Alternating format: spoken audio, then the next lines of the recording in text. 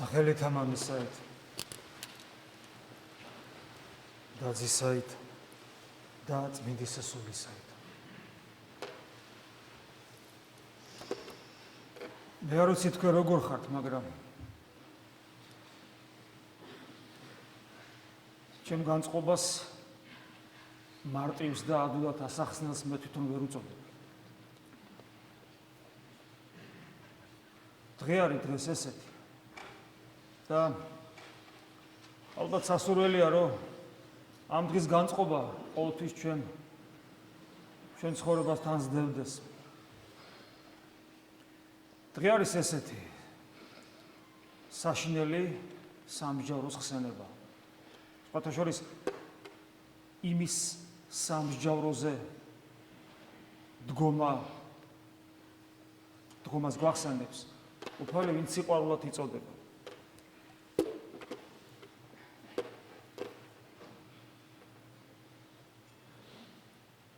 დღევანდელი დღე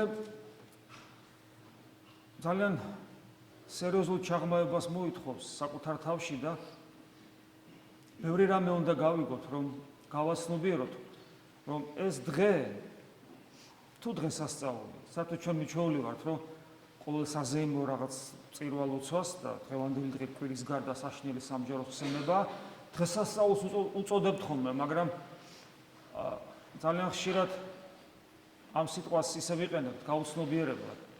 გახსოვთ, მე მოწამეთა დღეს რო აღნიშნავთ ხოლმე, მაშინ მithქვია ხშირად, რომ აი თქვა წმინდა გიორგის დღეს რო აღნიშნავთ და ერთმანეთს ზულოცავთ. და გითქვია, რა გვენაღვლება, წმინდა გიორგი საშინელი წამებით მოკლეს და ჩვენ კიდე ერთმანეთს ზულოცავთ და რა არის მისალოცი? და თუ არის მისალოცი, უნდა გავაცნობიეროთ რა არის მისალოცი, თორე თუ ამას არ გავაცნობიერებ, უსიყვარულოებიც ვიქნები და მკრეხელებიც. როცა ჩვენერი რატო? ჩვენზე გაცილებით უკეთესი და ჩვენზე გაცილებით ახალგაზრდა ადამიანი საშინლად აწამეს. ჩვენ კიდე ერთმანეთს ულოცავთ. უცნაური ხომ არის ერთი შეხედვით? ამ ქვეყნიური შეხედვით უცნაური. ასევეა დღევანდელ დღესაც, დღევანდელი დღე დიდებული დღეა ერთის მხრივ, მაგრამ საშინელ სამსჯავროდ იწოდება.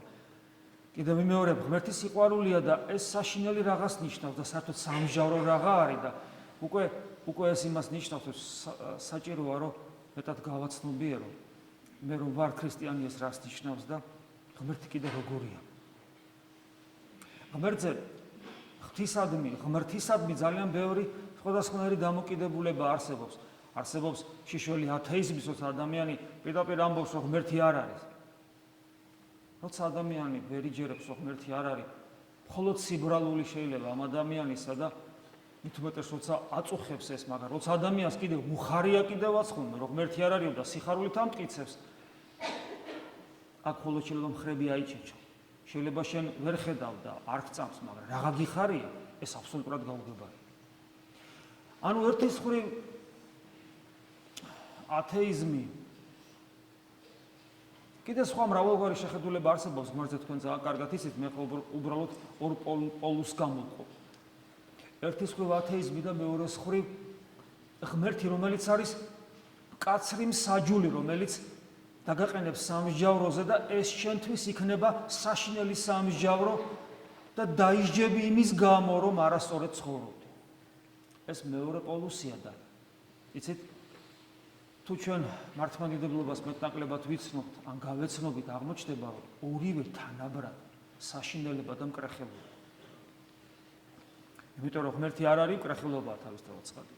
მაგრამ ღმერთი სასტიკი მსაჯულია, რომელიც შურს იძიებს შენს უღმერთობაზე, რომელსაც ჩადიოდი რამდენიმე ათეული წელიწადი უკეთეს შემთხვევაში და აი ამის გამო მარადისობაში, ცეცხლში და კუპრში გამყოფებს, სადაც კიდე ეშმაკები გაწამებენ. ეს მეორე და არანაკლებ დიდი მკრეხელობაა მე თვითონ. ხო, მამაო, ვიღაცა იტყვის, მაგრამ აბა საშინელი რაღაცა ქვია ამ სამსჯავროს, თუ ღმერთი ეგეთი არ არის. დღევანდელი საკითხია. მე წერტილი დავსვი, უფრო სწორედ მრავალ წერტილი და გავაგზავნე.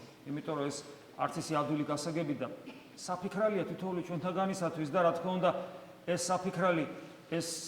საფიქრალი აქ ვერ მოიფიქრება და აქ ვერ გადაწყდება. მხოლოდ აქ მრავალი კითხვები, ან კითხვები გამრავლდება კიდევ უფრო მეტად იმისათვის, რომ კიდევ მეტი ვიფიქროთ. და ჩვენი ადგილი ვიპოვოთ ქრისტიანობაში. ჩვენ ხო ძალიან ხშირად ისე ვართ ხოლმე, ქრისტიანები კი ქვია, მაგრამ ჩვენი ადგილი არ აქვს. ტაძარში გვაქვს ადგილი ხოლმე. ტაძარში გვაქვს. ხანდახან ძალიან კბილებითაც ვიცავთ ამ ადგილს, მაგრამ განსაკუთრებით დედაკაცებს შევია ხოლმე ეს, მაგრამ აი ქრისტიანობაში ადგილი ნაკლებად გვაქვს ხოლმე. საფიქრელი ბევრი იქნება. ამიტომ დავსვი ეს მრავალი წერტილი. მაგრამ აი დღევანდელი სახარება გახსოვთ. ხომ გახსოვთ იმედია. დღევანდელი სახარება როცა უფალი საშნელ სამჯაროს იგავი სახით წარმოადგენს და ცხოვრებიო მარჯვნივო და თიკნები მარცხნივო და თუ ვინ არიან ცხოვრები და ვინ არიან თიკნები ამის განმარტებას უფალი იგავური სახით იძლევა, მე არ მგონია ადამიანმა ეს სახარება მოისმინოს მით უმეტეს არასახში, არამედ ამბიონიდან და გულგრილი დარჩეს საკუთარი მდგომარეობის მიმართ. მე არ მგონია ადამიანმა ეს მოისმინოს და გულარხენად გააგრძელოს ფიქრი დგომა წირვაზე და ცოტათი მაინც არ შეეშინდეს. დასაბამი სიბრძნისა შიში ღვთისაო, მაგრამ აი რისი უნდა შეეშინდეს, ეს არის ძალიან მნიშვნელოვანი და საინტერესო.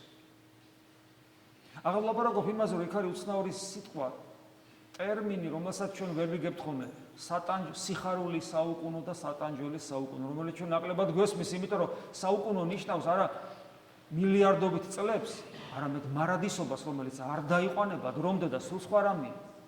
ამაზე ჩვენ პერიოდულად საუბრობთ ხოლმე, ახლა არ შევეხედეთ. ანუ მარადისობა არ არის უსასრულოდ გაწელილი დრო. ანუ წარმოიდგინეთ დრო უსასრულოდ გაწელილი, რომელიც არასოდეს დამთავრდება, ეს არ არის მარადისობა.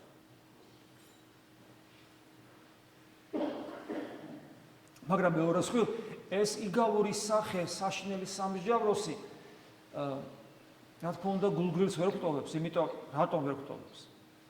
იმიტომ რომ ერთის მხრივ რა სიტყვებს უფალი, რომ მოყვას დაეხმარო. გან რამე სიტყვებს მოყვას უფალი, არაფერს.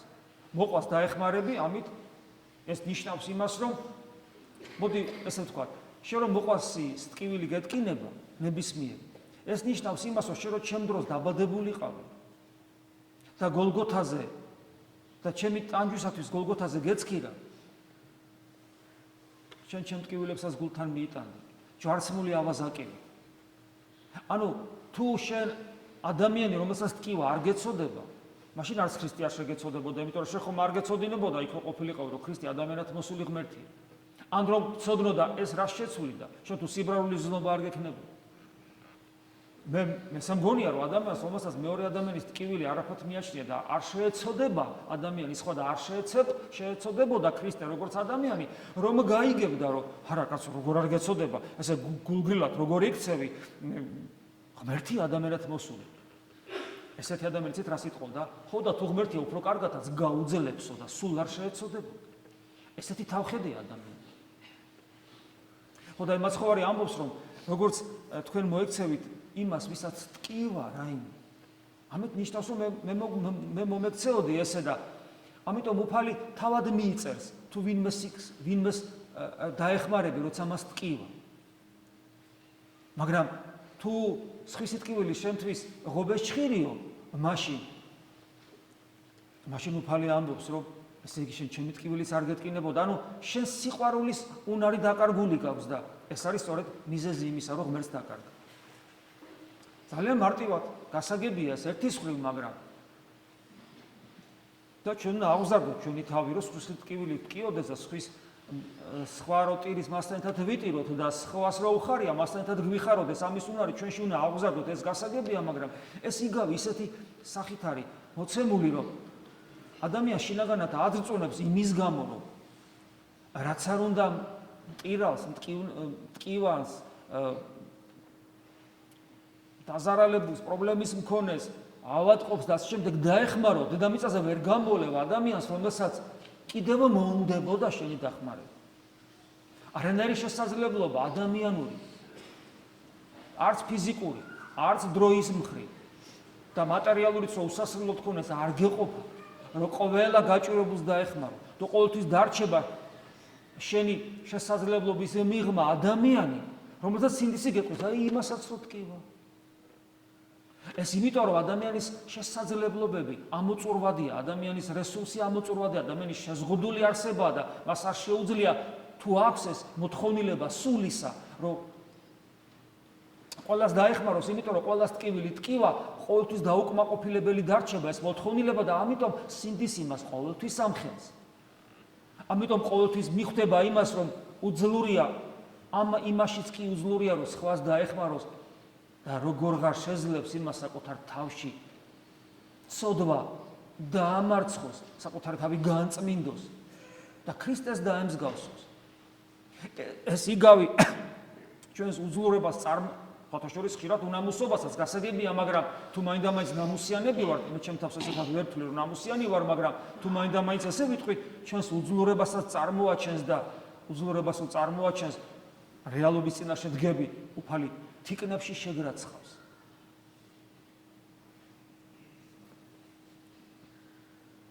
ხო და მაგას ვამბობდით ზოგიერთი იტყვის, ღმერთი მკაცრი მსაჯულია და ჩვენი უძლურების გამოც კი შეიძლება მან დაგვსაჯოს.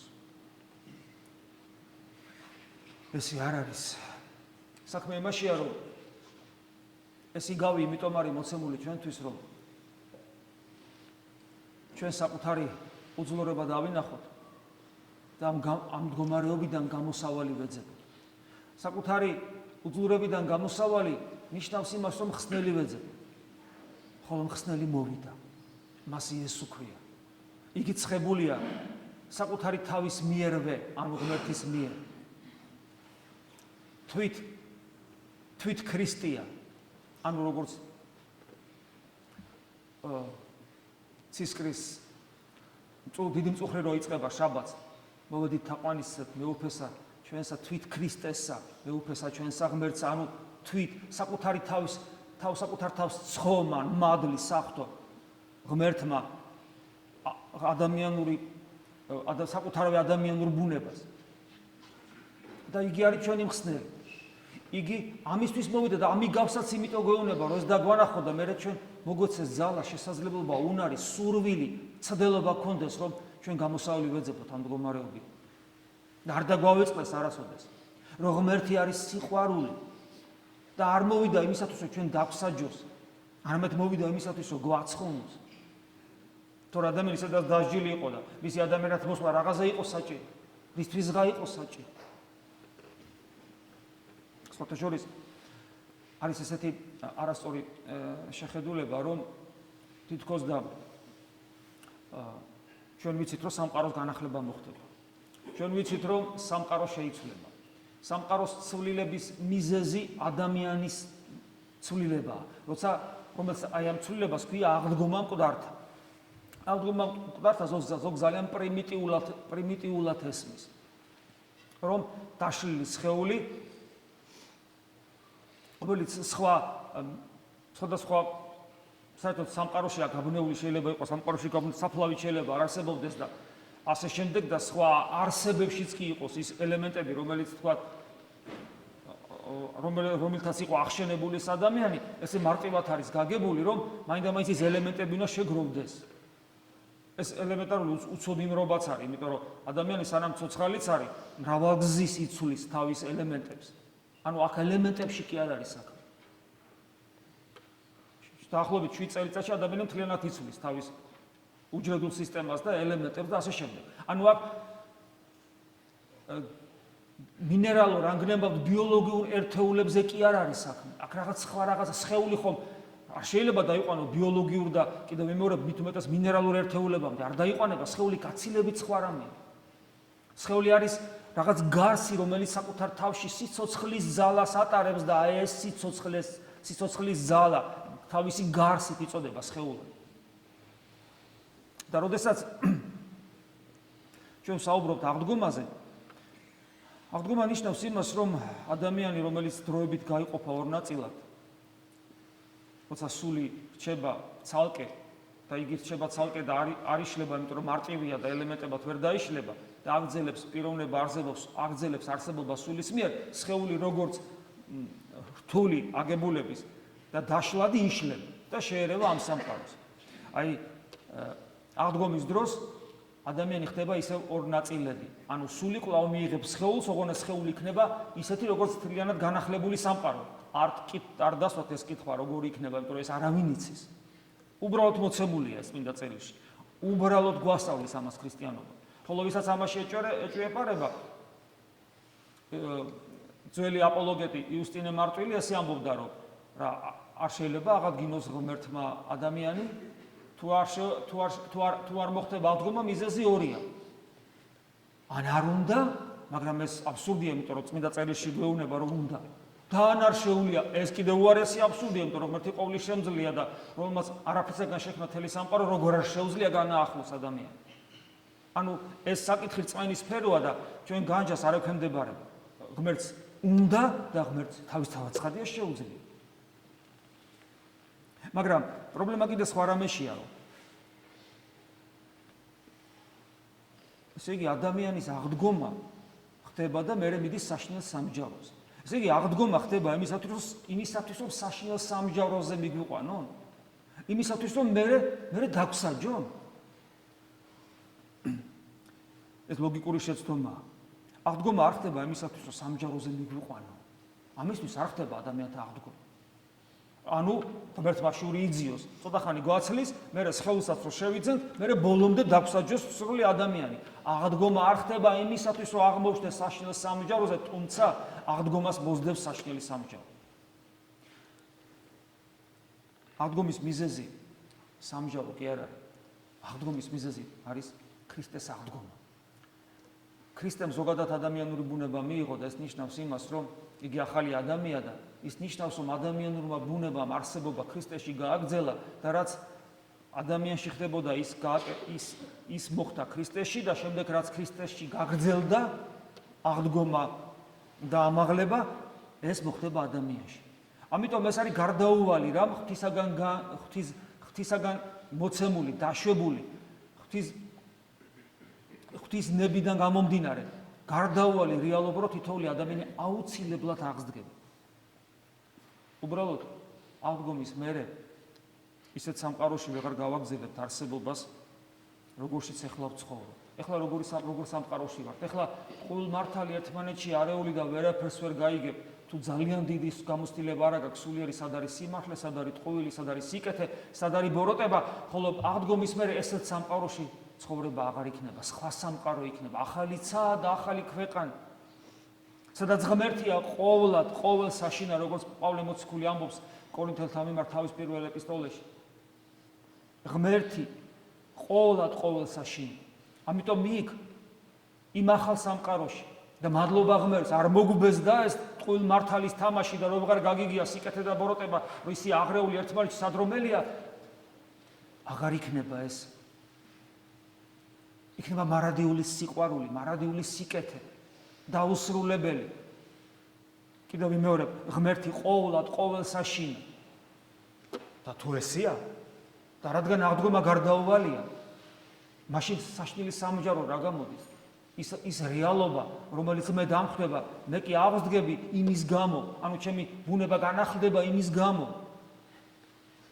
რომ ეს ადამიანური ბუნების კუთვნილებაა უკვე მას შემდეგ, რაც ღმერთმა ადამიანური ბუნება მიერთა, მაგრამ რა დამხვდება და სად აღმოვჩნდები, ეს არის სწორედ თავარი და აი რომ აღმოვჩნდები იქ, სადაც აღმოვჩნდები, მინდა არ მინდა აღმოჩნდები საშინელ სამჯაროზე, არა იმიტომ, რომ ღმერთ ჩემი დასჯას სურს, არამედ იმიტომ, რომ სიკეთე და ბოროტება ერთად ვეღარ იარსებებს.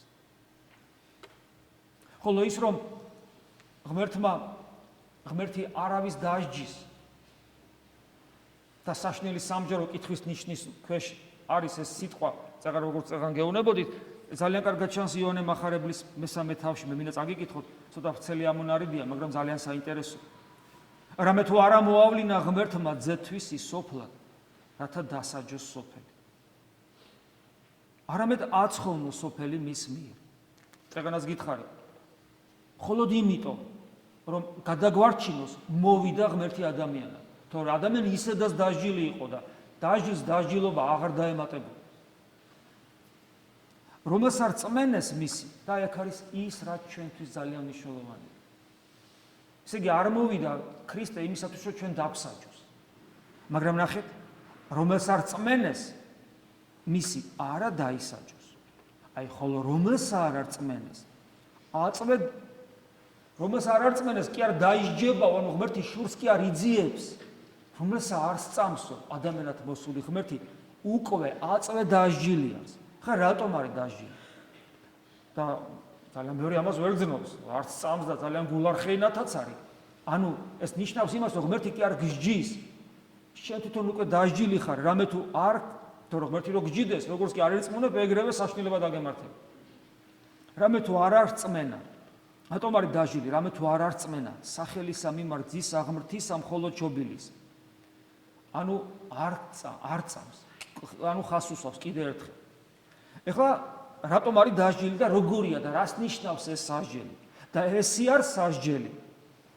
და ის სასჯელი რას ნიშნავს და რატომ არის სასჯელი? რამე თუ ნათელი ადამიანად მოსული ღმერთი, ქრისტე. აბა ქრისტე თუ არ არის ნათელი, ვიღაა ნათელი, ხო? ნათელი მოვიდა სოფლად და შეიყვარეს კაცთა ბნელი. უფრო მეტად ვიდრე ნათელი. რატომ შეიყვარეს ბნელი ვიდრე ნათელი? რამე თუ იყვნენ საქმენი მათნი ბოროტ. ეს ძალიან საინტერესოა. ანუ ადამიანს, რომელსაც ქრისტე არ წამს და არც უნდა, რაც არ უნდა კეთილშობილურად მოქონდეს თავი, მით უმეტეს როცა გაიგებს, ჯერ ერთი როცა არ ეძებს. წარმართები ეძებდნენ. განა სოკრატე არ ეძებდა, განა პლატონი არ ეძებდა, არისტოტელი არ ეძებდა. ახსოვთ მოგიყვანეთ კონფუცის მაგალითი, კონფუცი და საოცარ რაღაცას ამბობს. კონფუცი არ ეძებდა, როცა ამბობდა, რომ ღმერთი ადამიანად უნდა მოვიდეს, ამ ქვეყანას ამ ეშელოსო, მაგრამ ესენი მოკლაველი არ ეძებდა. ერთია როცა ადამიანს არ გაუგია და ეძებს. და თუ არ ეძებს, აი წარმართია ადამიანი და არ ეძებს. ეს როგორი ადამიანია, რომელიც აქ არის, იგებს და არ მიდის. ერთ და იგივეა. გაიგო, იმიტომ რომ თქვა საქართველოსია, არ უნდა. ის თუ ყოფილიყო წარმართულ სამყაროში, არ მოძებნიდა, იმიტომ რომ აქაც არ ეძებს. ანუ ადამიანი, რომელიც არ ეძებს ცხოვრების საზრის, არ ეძებს სიმართლეს, არ ეძებს სიკეთეს. რატო უნდა მოძებნოს? იმიტომ რომ ყოველ ადამიანს კაცი ჭამია ტომის წარმომადგენელიც რომ იყოს სინდისი ისეთივე აქვს როგორც თითოეულ ჩვენთაგანს. სული ისეთივე აქვს როგორც თითოეულ ჩვენთაგანს. და საკუთარი და სხვისი ტკივილის აღქმის უნარი ისეთივე აქვს როგორც თითოეულ ჩვენთაგანს და შესაძლებლობა სიმართლე ეძებოს ისეთივე აქვს როგორც თითოეულ ჩვენთაგანს. ამიტომ ადამიანი რომელიც არ ეძებს, გინა წარმართი და გინა დღეს აქ, რომელსაც არ აინტერესებს, კითხვა ჩდება, რატომ? ამას წმინდა წერილი ესეთ ადამიანს, ასეთი ადამიანის საქმეებს ბოროტს უწოდებს. რაც არ უნდა კეთილშობილი საქმეები ქონდეს გარეგნულად. ადამიანი, რომელიც არ ეძებს სიმართლეს, ადამიანი, რომელიც ვერ დაინახავს მოსულ სიმართლეს უკვე, ვერ დაინახავს. და ადამიანს ეტყვიან და გულარხეინად თავისი ამ ცხოვრებისეული საქმეების კეთებას და თავისი მიწიერი ყანის თოხნას გააგრძელებს. უფალი ამბობს, რომ ესეთი ადამიანის საქმეებიო, ბოროტია და განმარტავს რატო? იმიტომ რომ ნათელი ვერ დაინახა და თუ ნათელი ვერ დაინახე, მაშინ ბნელი შეიყვარე. ანუ შეიყვარე უღმერთობა ქრისტეს გარეშე მყოფობა გიყვარს და ქრისტე გძულს. რამე თუ ყოველი რომელი ბოროტსა იქმს, ანუ ადამიანი რომელიც უღმერთობაში თესავს, უღმერთობაში თოხნის, უღმერთობაში ქმნის თავის ცხოვრებას, ის ბოროტსა იქმს და ესეთი ადამიანს ზულსო ნათელი. ზულს. გახსოვთ მითქვია, ქრისტეს ზულდა არა მარტო ფარისევლებს და მწიგნობრებს და იმღდელთავრებს. ქრისტეს ზულდა არა მხოლოდ იმათ, ვინც ყვიროდა ჯვარს აცუ ეგევ, არამედ იმათაც, ვინც გაიგებდა, რა ხდება? ქრისტეს კლავენ? საწყალი. და გააგრძელა თოხნა თავისი ყანისა, მასაც ზოლს. შეუძლებელია ქრისტე თუ არ გიყვარს, არ გზულდეს. გულგრილი როგორ უნდა იყო იმის მიმართ, ვინც უმანკო კრავივით კვდება. როგორ შეიძლება იყო გულგრილი პატარა ბავშვის მიმართ, რომელიც ტანჯვით კვდება. შეიძლება ვერ უშველო. შეიძლება ვერაფერი ვერ გააწყო. როგორ შეიძლება საწყალი ერთი და გააგრძელო შენი საქმე გულგრილად, მაშინ შენ გძულს, იმიტომ რომ გძულს მისი ტკივილები, გძულს მისი ის როგორც არსება, მისი უმანკოება, მისი სიწმინდე, მისი სიფაქიზე, მისი ჩვილობა, ყველაფერი გძულს. მას ძულს ნათელი ესეთ ადამიანს და რო ზულს ეს რაში ვლინდება? არ მოვალს ამ ნათელთან.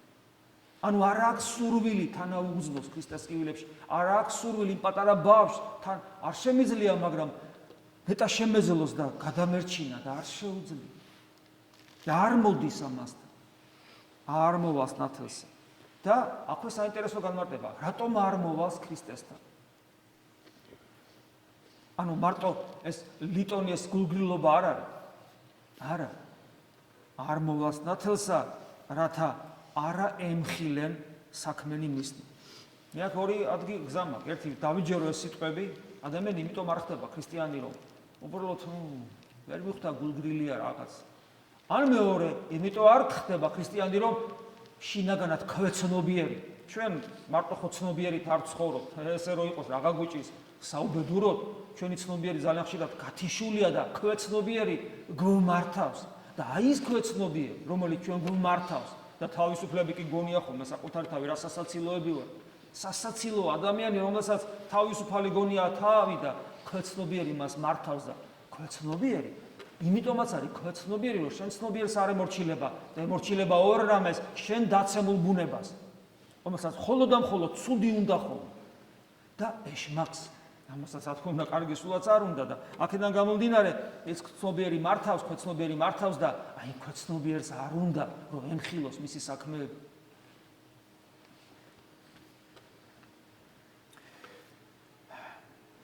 აი ამ ამონარიდიდან გამომდინარე მე აღარ მომიბრუნდება პირადად ენა რომ ამ სამსჯავროს როცა მე ღმერთის წინაშე წარვდგები საშინელი უწოდო.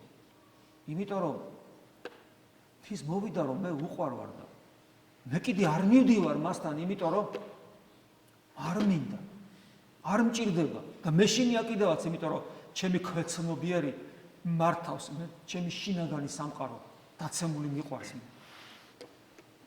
მაგრამ აი წარმოვიდგინეთ ადამიანმა ესე იცხოვრა და მრავალი ადამიანი ცხოვრობს ეს და ერთხელაც ადამიანი გარდაიცვლება. გარდაცვალების წამები მოვა. ან მისი სული ამოვა მისი სული და დარდგება იმ რეალობის წინაშე, რასაც მარადისობა ქვია და წარმოიდგინეთ, რა საშინელებაა, რომ ადამიანი აი რაღაც წამის ყოფაში, ანუ დროში გაწელილი კი არა, წამის ყოფაში მიხვდება, რომ კი იცხოვრა, მაგრამ ტყუილ უბრალოდ იცხოვრა. ვერ ხვდებოდა, რომ ცხოვრებას მხოლოდ ანუ არსებობას მხოლოდ მაშინ აქვს აზრი, როდესაც სიცოცხლეში გადავიდოდა ეს არსებობა. ხოლო სიცოცხლე სიყვარულის გარეშე არ არის და აღმოჩნდება, რომ აი სიცოცხლე და იგივე სიყვარულმა გვერდზე ჩაგიარა. აი შენი ცხოვრება 100 წელი იცხოვრე და დაამთავრე და უცებ რეალობის წინაშე აღმოჩნდი და დაინახე, რომ შენ კი ცხოვრობდი, მაგრამ არსებობდი, მაგრამ აი რასაც სიცოცხლე ქვია, იმიტომ რომ სიცოცხლე სიყვარულის გარეშე არ არსებობს. სიცოცხლე სიყვარულის გარეშე არის არსებობა. და აღმოჩნდება, რომ ამ ყველაფერმა შენს გვერდზე ჩაიარა და წავიდა. იმიტომ რომ შენ მეორედ აღარ დაიბადები.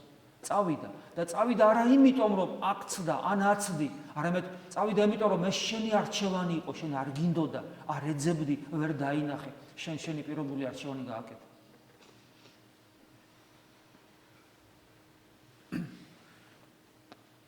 საშინელებაა, რა თქმა უნდა, ესეთი რამ, როცა ადამიანს დაემართება. როცა ღმერთის სიყვარულს უარყოფ. ხშირად მithქოს ხოლმე აი ახლობლებისთვის, რომლებსაც არ აქვთ წმენა. ეხლა ერთხელ ვიტყვი, ორჯერ 100-ჯერ არ ვიტყვი ადამიანს, მაგრამ საკუთარ თავსაც უნდა ვუთხრა. აი მეტი რა უნდა ექნა ღმერთს თუ არა ის, რომ შენთვის მომკვდარიყო. ადრე გახსოვს გითხარი, ან თავის ძალმოსილებით უნდა დაგანახოს თავი და მონათ იქცე. და მონას კიდე სიყვარული არ შეუძლია და ბედნიერი ვერ იქნება. ან კიდე ძალიან ფაქიზად უნდა დაგანახოს თავი. ოღონდ სიფაქიზე ისეთი სიფაქიზეა, რომ თავისი ძალმოსილებით ღმერთის გამოვლინებას და გამოცხადებას უტოლდება. ესეთი სიფაქიზეა, რომელსაც გულგრილად წესით ვერ უნდა უარო, გვერდი, იმიტომ რომ ღმერთი შენთვის მოკვდა და როგორ შეიძლება რომ შენ ეს ამან არ შეცვალოს შენი ცხოვრება. ეს აბსოლუტურად გამორიცხულია. იმიტომ რომ მეტი შესაძლებლობა ღმერთსაც კი არ აქვს, იმიტომ რომ ეს თვითონ ეს ფაქტი რომ ღმერთი მოკვდეს, ეს არის ღმერთის ყოვლის შემძლეობის გამოვლინება, ოღონდ სხვანაირად, ზნეობრივი თვალსაზრისით. ხოლო ღმერთის შემძლეობის გამოვლინება მისი ფიზიკური შესაძლებლობის თვალსაზრისით, რასაც ადამიანები ელოდებიან ხოლმე, აბა სასწაული, აბა მანახეთ სასწაული, ეს უნდა ადამიანი. და მაგრამ ის რაც ზნეობრივად შეცვლის, რამე მოხდება შენში? აი, საშინელება, როდესაც აი ღმერთის ესეთ სიყვარულს დაინახა, როცა მან სრულად გამოავლინა თავი როგორც ყოვლის შემძლე არსება, მოღონ სიფაქიზეში ყოვლის შემძლეობა, სიმდაბლეში ყოვლის შემძლეობა, შენი თავისუფლების გაფრთხილებაში ყოვლის შემძლეობა. აი ესე გამოავლინა საკუთარი თავი და წარმოიდგინეთ ამას რომ უარყოფ და მე ამას რო აღმოაჩენ, რა საშინელი იქნება ეს.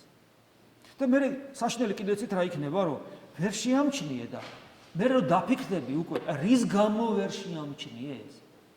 აი რის გამო ვერ ამჩნევს ადამიანი ღმერთს, ადამიანად მოსულს და ჩვენთვის მომკვდარს. ამ ქვეყნიური ცხოვრებისეული სისულელის გამო, უმიზნოცნობის მოყარეობის გამო, ხო ყველაფერი აინტერესებს ადამიანს, ყველაფერი აინტერესებს, უამრავი სისულელე აინტერესებს. რომელიც არაფერში, ფიზიკურ არსებობაშიც კი რო არ ჭირდება, აინტერესებს ადამიანს. მთელი ცნობიერება სულ რაღაცით არის დაკავებული და ამავე დროს იმ გულით, რომელსაც ჩვენ არაწმინდებით ვავსებდით. იმ ვნებებით, რომელიც გვიყვარდა და აი ამ ვნებებისა გამო არ გვინდოდა მივსულიყავით ქრისტესთან. ჩვენ რწმენაზე ვსაუბრობთ ახლა. გასპარო თქოს. რწმენაზე ვსაუბრობთ. რწმენა ვისი? არა ზოგადად სამყაროს რაღაც შემოქმედი ძალის, არამედ რწმენა ქრისტიანული ადამიანად მოსული ღმერთისა და ერთ-ერთი ნიშანი, რითაც ჩვენი რწმენა ხასიათდება, ეს არის ნდობა. ვინც ღმერთს არ ენდობა, მას რწმენა არ აქვს. ეს არის ქრისტიანული რწმენის ერთ-ერთი დამახასიათებელი. როგორც კი ატყობთ და ჩვენს ეს ვარ, მაგის საკუთარ თავში რო ჩავიხედო, განა ესე არა ვარ, ჩვენ განა ყოველთვის ბოლომდე ვენდობით ღმერთს, განა პატარა განსასწრების გამო არ დავიწყებთ ხოლმე შინაგან ზრწოლას, რომ აი, რა ხდება ჩემ თავს? და არაფერი. რა ხდება? ერთი ღერით მარ დავარდება ღვთის განგებულების გარეშე. რა ხდება? რომ თკიოდეს, უსაშინლესად რომ თკიოდეს შენი განსასწრელი და მაინც რა ხდება? მაინც ღმერთის ყურადღების ქვეშ ხარ და მართალია გტკივა, მაგრამ ნუ გეშინია და თუ არ შეგეშინდება, არც უიმედობაში ჩავარდები და თუ იმედობაში არ ჩავარდები, ამ ტკივილსაც გაუძლებ, იმიტომ რომ ამ ტკივილთან ერთად სიხარულიც მოდის, იმიტომ რომ წმენას სიხარული ახლავს. ამასინაც საუბრობდით, წარმოედგინეთ, აბრაამი, რომელსაც უსაშინლესი განსასწრელი ეწვია. ღმერთი, რომელიც მას წამს, რომელიც მას უყვარს, ღმერთი, რომელიც მას შვილს აძლევს, იგივე ღმერთი უკვე წამოსძილ შვილს ეუნება შემომწირე მსხვერპლად, უნდა დაკლას ცხოვარივით და ცეცხლით დადოს და დაწვას. წარმოგიდგენთ როგორი განსასწრელი. და აბრაამი იცნობს რა ღმერთს ჩვენგან განსხვავებით. ენდობა და შვილს ცხოვარივით წაიყვანს, შეშასაც დადებს იქ და შეშას თვითონ მასვე აკიდებს, იმიტომ რომ აბრაამი უკვე ასაკში იყო და აღარ შეეძლო. შვილიც ხმას არ იღებს კრავივით, იმიტომ რომ მამას ენდობა ბოლომდე და იცის, რასაც მამა აკეთებს, ეს გასაკეთებელია. ის აგზია საუბარი. შებოჭავს და დანასაც მოუღერებს. მე გეკითხებით, რა თქმა უნდა, მე უფალი არ შეიწირავს აბას თავისთავად ცხადია, ეს ისტორია იცით, მაგრამ წარმოიდგინეთ აბრაამის მდგომარეობა. უსაშინლესი განსასწრელი, ალბათ სამყაროში იშვიათია, ხო ესეთი რა? რაც კაცობრიობა არსებობს, იშვიათად მომხდარა, ხო? მეგულისხმობ ნორმალურ ჯანსაღ ადამიანში, თორე ხა თუ ვიღაცა სამწუხაროდ ჩვენი ჩვენი დედები განა როცა აბურთს იკეთებენ, ამას არ აკეთებენ ისე ყასფორო თქواس. ოღონ არა ღვთის კურთხევით, არამედ პირდაპირ ეშმაკის კურთხევით და არ იცოდნენ უმეტყვით, იმიტომ რომ სამწუხარო და საუბედუროდ აღსარებელი და მაზიარებლებიც აკეთებენ ხოლმე ამას ჩვენ როეშიც გაუკეთებიათ ეს. აღსარებლები და მაზიარებლები. როცა აღსარებელი და მაზიარებელი ანუ მორწმუნე ადამიანი აბორტს იკეთებს. ეს პირდაპირ სატანისათვის შეწიროა და როგორი სინანული მართებს ესეთ ადამიანს, რომელიც საშინელი სიბინძურე უმძიმეს ცოდვისა მოიცილოს, როცა ამას შეგნებულად აკეთებს. ხო და აი ა ブラ ამის მდგომარეობა. ა ブラ ამ ესე საშინელება ასასთელში იმყოფება. მე კითხვა მიჩნდება. ეკნებოდა რა მდგომარეობა ეკნებოდა ა ブラ ამ შიგნით. როგორც ადამიანს, როგორც მამას საშინელი ტკივილი, რომელიც ალბათ ვერანაირი საზომით ვერ გაიზომება. მაგრამ უფრო სიღრმეში თუ ჩავიდოდით, უფრო ღრმად თუ ჩავიდოდით, რა ეკნებოდა ნეტა შიგნით ა ブラ ამს. ა ブラ ამი ხო ამას სახთო განგებულებით, ღმერთის ადმირწმენით, ღმერთის იმედით, ღმერთზე მინდობით, ღმერთისადმი სიყვარულით აკეთებს. და სადაც არის იმედი, მინდობა და სიყვარული ღმრთისა, განა შეუძლებელია რომ იქ არ იყოს სიხარული და საოცარი პარადოქსი. მე დარწმუნებული ვარ, როცა ა ブラ ამი ამ საშინელ განსასწრებში იმყოფებოდა და როცა მამობრივი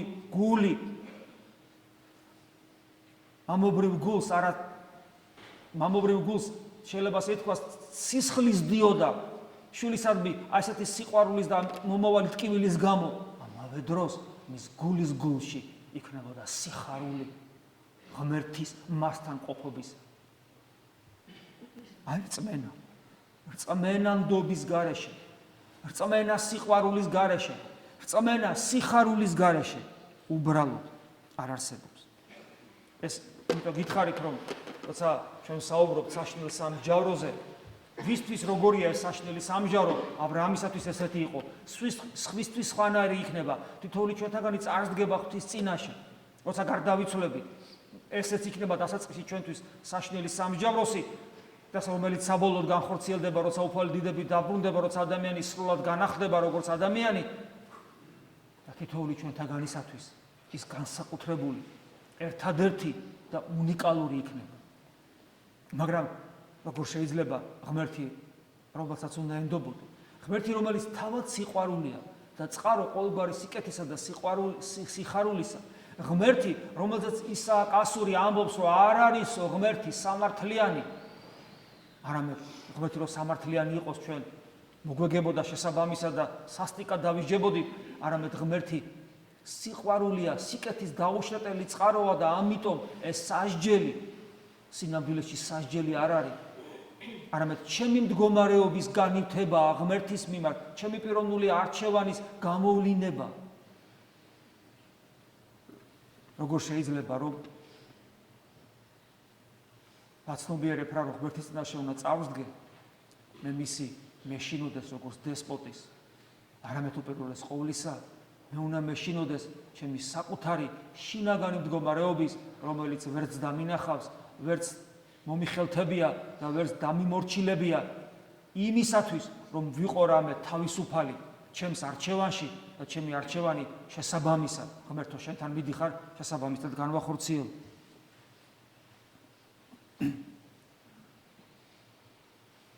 ის რომ ჩვენ რწმენაში დეფიციტი გვაქვს, ის რომ ჩვენ ღმერთს არ ვიცნობთ. ჩვენ რომ ღმერთს ვიცნობდეთ, სხვა განცდები გვექნებოდა მასთან დამოკიდებულებაში, ვერც გულგრილი იქნები ღმერთს რო იცნობ. ვერც დესპოტას წარმოაჩენ და მით უმეტეს მის რწმენაში წეწვი არ შეგეპარებოდა. და რაც თავარია, ეს გამოვლინდებოდა, უпроსტოდ ასევე ეს გამოვლინდებოდა ჩვენს ყოველდღიურ ცხოვრებაში და ერთ-ერთი რაშიც ღმერთი რო ცოცხალია და ყოველ წამს რომ მის წინაშე ვდგავართ. ეს ვლინდება ჩვენს ლოცვებში ყველაზე მეტად, რომ ეს ბოლომდე გაცნობიერებული არ აქვს. ისევ მინდა იმ საკითხს მიუბრუნდე, რომელსაც უხარისხო ლოცვა ქვია. მე პერიოდულად ვეხები ხოლმე ამ თემას. იმიტომ რომ მე ვიცი, ხა, ყველაფერს ნიჭი ჭირდება. არიან ადამიანები ნიჭიერების სხვადასხვა სფეროში და რელიგიურობასაც თავის ნიჭიერება ჭირდება. არიან ადამიანები, რომელსაც რაც არ უნდა ელაპარაკო, რაღაც დონემდე მივა და მე ვეღარ დაძრავ. მე ფიქრობ ხოლმე, ალბათ ეს ნაკლებობაა მისი ნიჭიერებისა, ვერაფერს ვერ აგებინო. მაგრამ მეორეს ხო არიან ადამიანები, რომლებსაც ეს ესმით და ვისაც ესმის, მაგრამ ვისაც არ ესმის, იმედია რომ გაიგონებს, მუდამ უნდა ამ თემაზე საუბარი. იმიტომ რომ ეს ძალიან მნიშვნელოვანი საკითხია.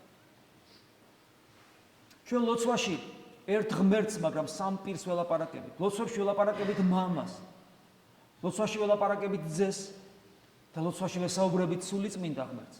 სამივეს ვესაუბრებით ცალ-ცალკე. სამივეს მე ერთად ვადიდებ.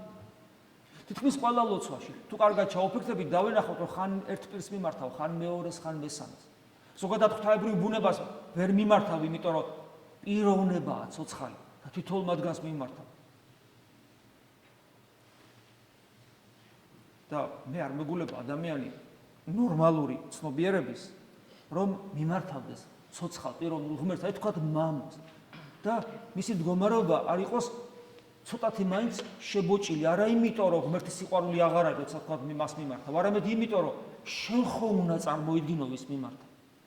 და თუ შენ გაქვს წარმოდგენა ვის მიმართავ, როგორ იქნება შენი ლოცვა უხარისხო და აქცენტი როგორ გაკეთება კანონის შესრულებაზე და კანონის შესრულებაზე როცა კეთება აქცენტი ადამიანს ყოველთვის ეჩქარება. აი მოსასწრებათა ბაღი დილის ეს უნდა მოვასწრო, საღამოს ეს უნდა მოვასწრო, ზიარების წინა ლოცვების უნდა მოვასწრო, წირვას ვატარებ და უნდა მოვასწრო, მეჩქარება და ჩქარა. გვავიწყდება რომ ვის ველაპარაკებით და ამავე დროს ლოგიკურ სისულელესაც ჩავდივარ. ღმერთი უსასრულოა. აი როცა ღმერთს ელაპარაკებით ჩქარა მოვასწრო, ეს ისიც რას აგავს? ადამიანი რომ თქვა მიდის უსასრულობისკენ. ფეხით მოსიარულე, ქვეითი მიდის უსასრულობისკენ. და უცებ ცხენზე რო გადაждდება, რომ ჩქარა მივალო და სად მიხვალ ჩქარა? უსასრულობაში სულ ერთია, ფეხით ივლი. კუსნაბიჯებით თუ ცხენზე თუ თანამედროვე მანქანაზე გადაждები, არანაირი მნიშვნელობა არ აქვს. აბსოლუტურად. იმიტომ რომ უსასრულობას ეხება, ანუ ეს მიწიერი განზომილებები, მიწიერი საზომი აღარ გამოდგება და როგორ შეიძლება ღმერთთან ურთიერთობაში გეჩქარებოდეს. ეს ნიშნავს, რომ ჩვენ მას არ ვიცნობ. და როცა მას არ ვიცნობ, უკვე ყველაფერი თავდაყირადგება, მათ შორის დღევანდელი დღეც. ვერ მივხვდები, რას ნიშნავს ეს საშინელი სამჯარო. როგორ უნდა გავიგო, როგორ უნდა მივხვდე? რა უნდა გავაკეთო იმისათვის, რომ ბოლოს და ბოლოს ეს ჩემთვის არ იყოს საშინელი და თუ საშინელია, რატომ არის საშინელი ღმერთი ამ კაცრი? იტყვი მაგაზა შემკრეხელი გამოდიხარ ღმერთი, მამაა და სიყვარული ქვია, შენ ახარ უგუნური. როცა ვერ ხედავ საკუთარ თავს და შენს მდგომარეობას, ანუ იმ მდგომარეობას, რასაც ქვია, რაც წეგან ამოვიკითხეთ, არ გიყვარს ნათელი და გიყვარს ბნელი და ნათელი კიდე გძულს და იმიტომ რომ არ ემხილოს შენი შინაგანი სამყარო, რომლის მიხედვითაც ცხოვრობ და რომელიც გაცხოვრებს, თავის ნებაზე, თავის ჭკუაზე გატარებს. საშინელი სამჯაროზე როცა ვსაუბრობთ, ჩვენ გვახსენდება, რა თქმა უნდა, დღევანდელი კიდევ ერთხელ გვახსენდება დღევანდელი იგავი ცხოვრებზე და თიკნებზე და ადამიანმა შეიძლება კითხვა დასვას, აი მამაო ამდენს ლაპარაკობს ზოგადად და ხიმარა მე შეიძლება არაეკლესიური ხო ესე იტყვის. წარმართი მით უმეტეს. და მეც აგერ ღმერთს ვერ ვიცნობ და ვერ გზნობ და როგორ უნდა მივხვდე ახლა მე და როგორ უნდა გავაცნობიერო ეს ყველაფერი. დღევანდელი იგავი კიდევ ერთ რამეს გვასწავლის. როგორ შეამჩნიო ღმერთის სამყაროში. დღევანდელი იგავი ამისთვისაც არის. ნახე იქ უფალი არ ეუბნება, რომ შენ მე ვერ შემამჩნიე. შენ ჩემი განცდა შენს გულში არ იყო. უფალი ამას არ ეუბნება. უფალი მათ საქმიანობაზე მიუთითებს. მათ საქმიანობაზე, რომელიც მათ უნდა ეკეთებინათ სინდისის მიხედვით. ღმერთს არ იცნობ, ღმერთი არ გინახავს, ღმერთი არ შეგიმჩნევია სამყაროში და შენს გულში. იცხოვრე სინდისის მიხედვით. და აუცილებლად შეამჩნევ ღმერთს სამყაროშიც და აუცილებლად შეამჩნევ ღმერთს, რაც თავარია შენს გულის გულში. თუ შენ სინდისის მიხედვით იცხოვრებ, იმიტომ რომ სინდისი ღმერთმა სწორედ ამიტომ მოგცა. აი ეს წყალწაღებულ სროებას გადაუგდებენ თოქს, ან ჭაობში ჩავარდნის რომ მოგაჩო. აი ესეა სინდისი ჩვენთვის გადმოგდებული, ამისთვის არის ეს. ამიტომ ჩვენი ურთიერთობა მოყვასთან ძალიან მნიშვნელოვანია. მოყვასთან სულიერ დაძმებთან, ოჯახის წევრებთან, ჩვენ ყოველთვის ვაშალობ, ყოველთვის. ადამიანი ყოველთვის აშალობს. იმიტომ რომ კიდევ ვიმეორებ, ქვეცნობიერით იმართება და ეს ქვეცნობიერი თავისი სიბინძურით ჩვენს გულშია დავანებული, დაცემული ბუნება გვაქვს და იმიტომ. გულისაგან გამოვალსო ყოველგვარი ბოროტება, გახსოვთ ქრისტე როგორ გვასწავლის? მე არაფერს არ ვიგონებ, ქრისტე გვასწავლის, ყოველგვარი ბოროტება გამოდის გულიდან. როგორ გავაკონტროლო გული? მამები ესე გვასწავლიან და ცოტა ისე რომ თქვა, გასაგები რო იყოს ადამიანურად. მაგათ თეოფანი დაყუდებულია, პირდაპირ რომ გაიღვიძებო, პირდაპირ გულში დადექიო. მოდი ესე თქვა. სულ მუდამ საკუთარ გულში უნდა იჯდე. მოკალათებული უნდა იყოს საკუთარ გულში. ეს შესაძლებელია. პირველად ადამიანს ამის უნარი აქვს. ახლა ამას არ განმარტავ. ამაზე სხვა დროსაც ვისაუბრია, მომავალ შეგება ვისაუბროთ. საკუთარ გულში უნდა იჯდეს, როგორც კი იღვიძებ, როცა შენი ცნობიერება გიბრუნდება, გულში უნდა ჩაჯდე, იქ იყო. და იქ იყო არა უბრალოდ, არამედ ღმრთისადმი ხსოვნით, ლოცვითი განწყობით, ღმერთთან ყოფნის სურვილი. ერთ-ერთი ამისი დამხმარე საშუალება იესოს ლოცვა. ადამიანი, რომელიც მუდამ საკუთარ გულში ზის, ის იწყებს საკუთარი გულის კონტროლს. და ის ბოროტება, რომელიც იქიდან აღმოცენდება, ვეღარ აღმოცენდება, იმიტომ როგორც კი თავს ამოყობს პატარა დრაკონი მტიმწავს და თავს გაუჭეჭყავს. და იწყება გულის განწმენდის პროცესი. ადამიანი როცა იწყებს სინდისის მიხედვით ცხოვრებას, ნელ-ნელა, ისე რომ ვერც ფიქრობს ამაზე, ნელ-ნელა ის გულის მდგომარეობას თავისთავად აკვირდება. ხოლო როცა ის უკვე ცნობიერად რელიგიურად ცხოვრობს და იცის ეს წესები და კანონები, მით უმეტეს ამას უკვე აკეთებს გაცნობიერებული. როდესაც ადამიანი ცხოვრობს სინდისის მიხედვით, მისი ღმერთთან ურთიერთობის ხარისხი განიზომება მისი ურთიერთობით ადამიანებთან.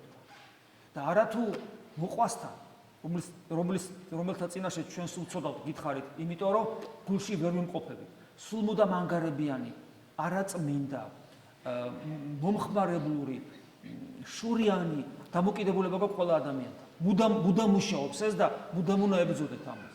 ნუ გონიათ რომ ეს დამღლელია. როგორც კი ადამიანი ამის კეთებას იწყებს, იმ წამსვე იქ რო ზიხარ ღმერთის ხსოვნით, ღმერთი შენთან არის და საოცარ სიხარულს და ბედნიერების განცდას გაძლევს. და მერე უკვე წმინდა მამები იმასაც ამბობენ, მაგალითად წმინდა სილვან ათონელი, როგორ ამბობს, გახსოვთ? ეს ათონელი წარმოშობით რუსი იყო, ძალიან დიდი მამა იყო ათონზე. თუ მტრის სიყვარული არ შეგიძლია. ეს რას ნიშნავს, კიდე სხვა თემაა, კიდე ხა უბრალოდ ვეღარ გავშვი ყველა თემას. თუ მტრის სიყვარული არ შეგიძლია, შენ ქრისტიანი არ ხარ. ესე იგი, არათუ უბრალოდ მოყვას, მტერის კი უნდა გიყვარდეს. ესე ძალიან მნიშვნელოვანია. აი ხო და როცა ადამიანი ესე ცხოვრობს, მე თავისთავად ცხადია, შეხვდება ღმერთს, თავის გარეთაც დაინახავს მის კვალს და გარეთ თუ მის კვალს დაინახავს, შიგნით თავად ღმერთს შეხვდება მის ღვთაებრივ ენერგიებში და მე უკვე მისთვის იცნობს რა ღმერთს უკვე იცის როგორ იცხოვროს, რომ ეს სამჟავრო მისთვის აღარ იყოს სამჟავრო, საშინელი. და სწორედ ეს იგავი ცხოვრებზე და თიკნებზე ამასაც გვასწავლის, რომ ადამიანისადმი დამოკიდებულება იყოს სწორი. და შემდგომში უკვე საშინელი სამჟავრო იქნება ჩვენთვის არა საშინელი, არამედ ბოლო-ბოლო გავაცნობიერებთ, რომ მე ხო სულ ვეძებ მას ღმერთს და საშინელი სამჟავრო იქნება ჩვენთვის ადგილი ის სამჟავრო, სადაც მე ღმერთს უნდა შეხვდე, ღმერთთან შეხვედრის ადგილია და თუ ღმერთთან შეხვედრის ადგილია, მაშინ რატომ გაი ჩვენთვის საშინელი, როცა მე ღმერთთან შეხვედრა მინდა. და საერთოდ სამყარო, აი ჩვენი სამყარო. საშინელი სამჯარო იქნება, როცა სამყარო დასრულდება. როცა გამეფდება ანტიქრისტე და იმის მერე სამყარო მალე დასრულდება. კი არ დასრულდება იმ გაგებით, რომ მორჩა დამთავრდა. ან რასაც ფიზიკოსები ამბობენ, რომ სამყარო ჩაქრება ენტროპიის კანონით, ბოლო-ბოლო ყველაფერი რო ჩაქრება და დამთავრდება და გაცივდება. და ყველაფერი ერთ წელიწადში მოიყრის თავს. არა იმ ჩაქრობაზე ვსაუბრობ. არამედ ვსაუბრობ ნეობრივ ჩაქრობაზე, როცა სამყარო აი ამ ფორმით, როგორიც ის არსებობს, აზრს კარგავს მისი არსებობა და ის უნდა გარდაიცვალოს.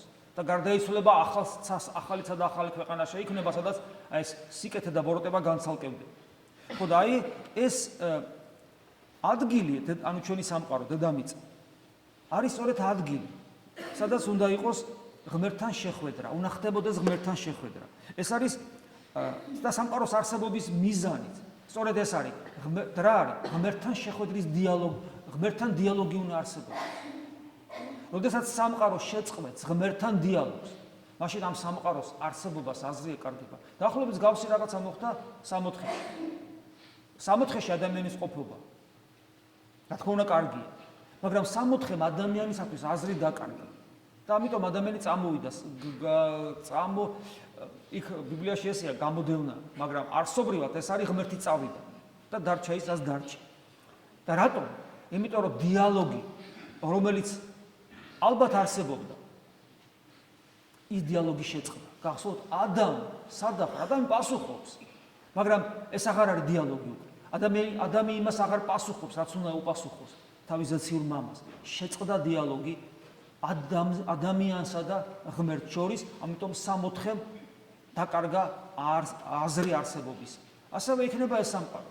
მაგრამ მეორე მხრივ, როცა ეს მოხდება, ჩვენ ამისიც არ უნდა შეგვეშინდეს, იმიტომ რომ დაიწყება ახალი დიალოგი საშნელ სამჟაროზე. და თუ ის ჩემთვის წყურვილი, მე მექნება წყურვილი აი ამ დიალოგისა, ის ჩემთვის საშნელი აღარ იქნება.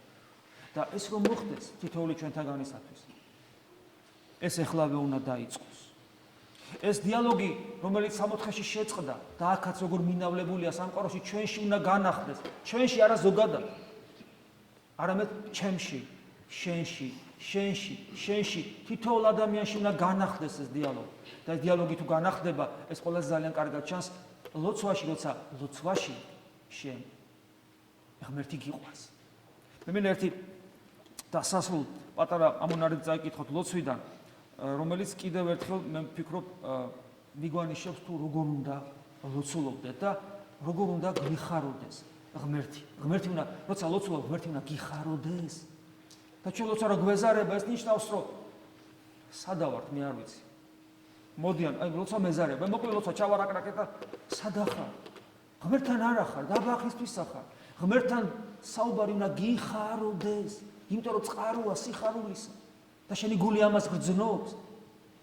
და მაგალითისათვის წაგიკითხავთ. ეს არის წუხრის სამღვდელო ლოცვების მე-7 ლოცვის ნაწილი. ჰე მეუფეო, კეთილთა მომნიჭებელი. ფოტოშორის საიდუმლო ლოცვებს, როცა მღვდელი კითხულობს წუხრს, ეს წუხრის არის სისხლის, კითხულობს არა მხოლოდ თავისთვის, არამედ თლიანად მრევლისათვის. ანუ მღვდელი ლოცულობს თქვენთვის ამ დროს, თავისთვისაც და თქვენთვისაც თავისთავად. ეს ლოცვები თქვენ არ გესმით ხოლმე. იმიტომ რომ ეს ჩუმად იკითხება. ჰე მეუფეო, კეთილთა მომნიჭებელი. ღირს მყვენ, ანუ ღირსი გავხადე. და აქ არის ჩვენი ყოფითი ცხოვრებიდან რაღაც ეპიზოდი ამოგლეჯილი. რათა, ანუ წუხრის არის, ამიტომ ესე იგი ამ ლოცულობთ, მე თქვათ, უნდა მე წავიდეთ, დავისვენოთ, სახლში დავიძინოთ, ხო? ჯერ თვითონ ის ფაქტი, რომ მეუფე, ანუ ჩემი მეფე ხარ. კეთილთა მომნიჭებელო, მე ვიცი, რომ სიკეთეს მაძლევ ხოლმე. და ღირსი გამხადეო, რათა სარეცელთაცა, ანუ როცა მე ვიძინებ, მე არ მავიწყდები შენ. სარეცელი ლოგინი. სარეცელთაცა ჩვენთა ზედა ვინანიდეთ, ანუ სინანული მქონდეს, რომ ისე ვერა ვარ ისე, როგორც უნდა ვიყო შენთან. ესე იგი, ღირსი გამხადე, რომ სარეცელთაცა ჩვენთა ზედა ვინანიდეთ და ღამითცა, ანუ ღამე სიზმარს ჩადენილი ცოდვა, რათ არის ცოდვა, იმიტომ რომ სული თუ ღმერთთან არის, ღმერთთან ყოფი სული სიზმარშიც არ ღალატობს ღმერთს. ამის გამოცდილება შეიძლება თქვენთაგანსაც ამ ბევრს გქონდეს, როცა სიზმარში არჩევანის წინაშე დგები და გახსოვს, აი მაგალითად მღვდელზე ახუნ ესე გაფრთხილება. როცა სიზმარს ხედავ, აი მღვდელი ხარ და ხედავ სიზმარს. ერთ-ერთი ნიშანი, რამდენად ფხიზელია შენი სული. სიზმარში შენ თავს ერის კაცად ხედავ თუ მღვდლად. თუ ერის კაცად ხედავს მღვდელი თავის თავს სიზმარში, ესე იგი ის ფხიზელი ვერ არის. ხოლო თუ მღვდლად ხედავ, მაშინ ესე იგი ფხიზლობ. მაგრამ მე კიდე იქ სასტურის წინაშე შეიძლება დაგაყენოს ბოროტმა, აი რა სიზავ, როცა ცნობიერი გათიშულია, როცა ქვეცნობიერი მუშაობს, მარტო აი რა როგორ ერთგულებას იჩენ. და აი აქ ეს არის მინიშნება, რომ ღამიცა ვიხსენებდეთ, სულით კი არ მეძინოს, ვიხსენებდეთ ყოვლა წმინდასა სახელსა შენსა. იქაც კი ქვეცნობიერში შენთვის ერთადერთი სიწმინდა შენ ახარ ღმერთო. წურთით ამ ცნებათა, ანუ როცა შენი მცნებებით ცხოვრობ და ვცდილობ, რომ შენი მცნებებით ვიცხოვრო, წურთით ამ ცნებათა შენთათა გამნათლდებოდეთ. ანუ ნათელი შემოდის შენი ცნებების აღსრულებით და აი მერე და სიხარულითა სულისათა. ანუ ეს ყველაფერი, რომ ვნანობ სარეცელზე, რომ ღამე შენ სახელს ვიხსენებ, რომ შენი მცნებებით ცხოვრობ, ეს ყველაფერი ნაყოფად რას იღებს? სიხარულითა, სულისათა ავსდგეთ. ანუ სიხარული შემოდის და ეს სიხარულითა ავსდგები, აქ ფიზიკურ აღდგომაზე ლაპარაკი და სულიერ აღდგომაზეც ეს რა შევლინდება? ავსდგეთ დიდების მეტყველებად, სახიერების, ანუ სიკეთისა შენისა. ანუ ჩემ სულს უხარია შენი სიკეთე და აი ამ სიკეთის გახსენებით გადიდებ და ეს ჩემთვის ბედნიერების წყარო. აი ეს ერთი პატარა ამონარიდი, თუ როგორი უნდა იყოს ჩვენი ლოცვა. რა განცდით უნდა ვიყოთ ღმერთთან ურთიერთობაში და როგორ უნდა ხედავდეთ, როგორ უნდა ვიცნობდეთ მას ჩვენ მოსიყვარული მამას. და ამის შემდეგ კვლავ კითხვა, ნუ თუ ღმერთთან თითოეული ჩვენთაგანი შეხვედრა, როცა იქნება, როცა გარდავიცვლებით. როდესაც სამყარო განახლდება, ნუ თუ იქნება და ნუ თუ უნდა იყოს ეს შეხვედრა საშინელი. იქნება ეს საშინელი იმ შემთხვევაში, თუ ჩემი ყოველდღიური, ყოველწამიერი შეხვედრა არის საშინელი. რა შემთხვევაშია საშინელი, როცა მე მეზარება ღმერთთან ყოფობა, როცა ჩემი გული წამებს კი არა, საათებს კი არა, დღეებს ითვლის ღმერთთან, როცა არ არის. მაშინ რა თქმა უნდა, ეს შეხვედრა ჩემთვის საშინელი იქნება.